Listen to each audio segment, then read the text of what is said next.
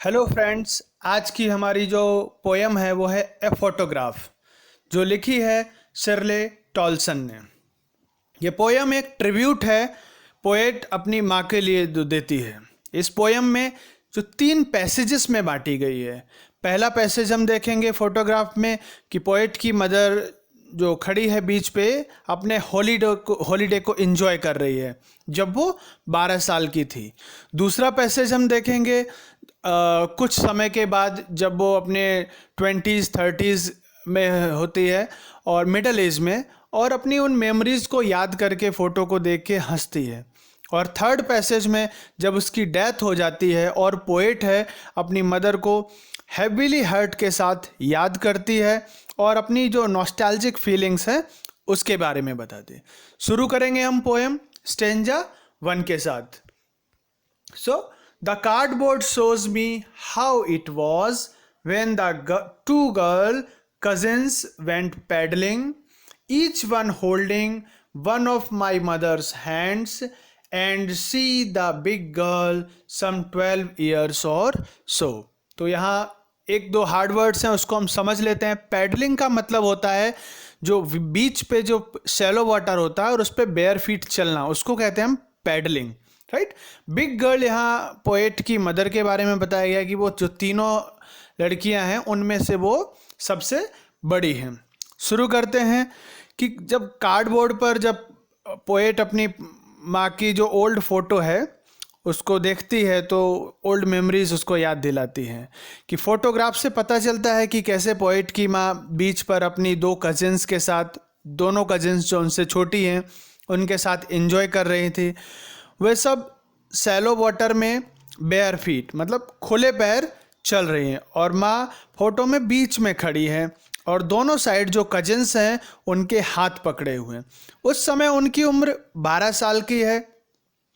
इससे पता चलता है कि फोटोग्राफ बहुत पुरानी है, लेकिन पोएट ने इसे बहुत संभाल कर रखा है क्योंकि यह उसकी मदर की चाइल्डहुड की जो स्वीट मेमोरीज हैं उनको याद दिलाती है, उनको बताती है, और कैसे पोएट की माँ का बचपन बहुत इंजॉयबल था वो भी बताते हैं। नेक्स्ट स्टेंजा है stanza 2। All 3 stood still to smile their hair at the uncle with the camera, a sweet face, my mother's that was before I was born, and the sea which appears to have changed less, washed their terribly transient feet। तो हम देखते हैं इसमें कुछ words. Still का मतलब होता है बिना हिले ढुले शांत खड़े होना। स्माइल थ्रू मतलब पास करना, जब वो फोटो खिंचवाते हैं उसकी बात है।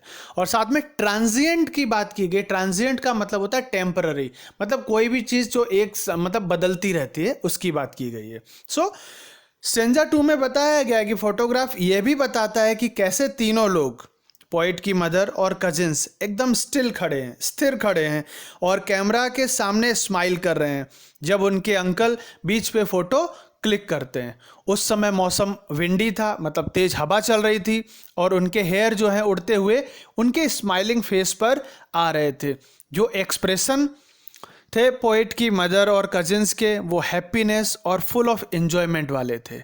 और मदर बहुत ही प्रिटी लग रही थी उस समय जब फोटो खींची गई थी, काफ़ी समय पहले की।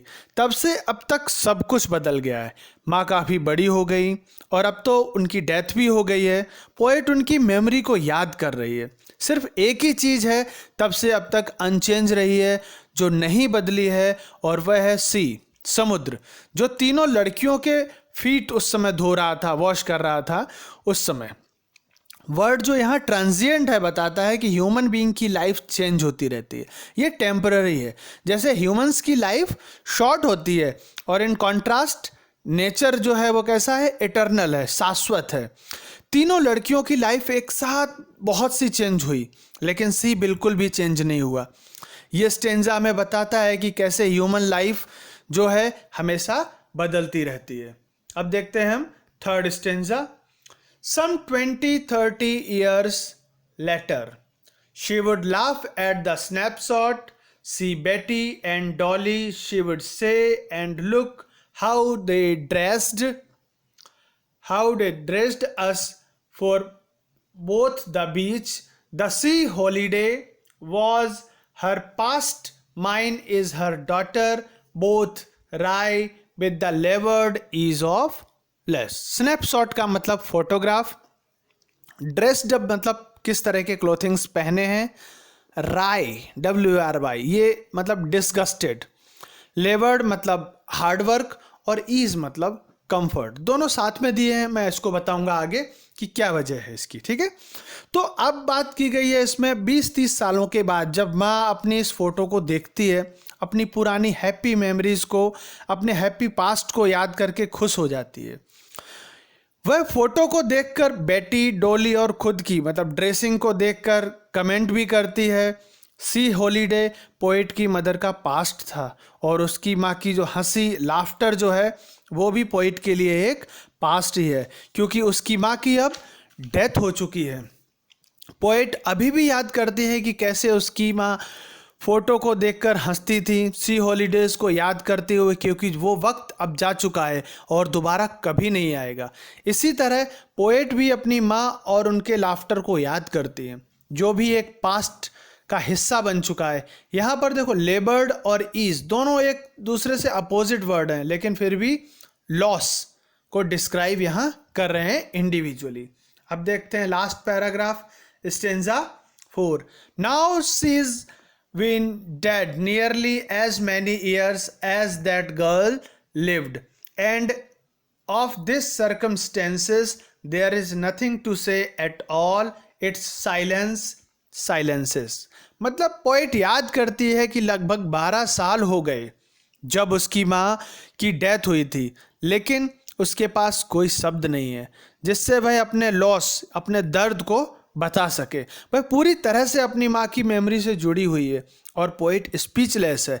उसकी पेनफुल सिचुएशन की वजह से पोइट को बहुत दुख होता है, लेकिन इस दुख को वर्ड्स में एक्सप्रेस नहीं कर पाती है। डेथ की वजह से जो साइलेंस हुआ है चारों तरफ, जो एटमॉस्फेयर में, उस वजह से एटमॉस्फेयर ग्लूमी बना रहा है, जैसे जहाँ कोई वर्ड्स मतलब किसी भी वर्ड्स के थ्रू कुछ कहा नहीं जा सकता है। इस तरह से ये पोएट जो पोयम है यहाँ पर ख़त्म होती है कि पोएट किस तरह से अपनी माँ को याद करते हैं, उन स्वीट मेमोरीज को याद करते हैं। तो ये थी poem a photograph. I hope आपको पूरी पोयम अच्छे से समझ में आई होगी। अगर आपको वीडियो पसंद आई है तो लाइक करें। कोई भी डाउट है, कोई क्वेश्चन है तो आप कमेंट करके पूछ सकते हैं। Thanks for watching this video. Thank you so much.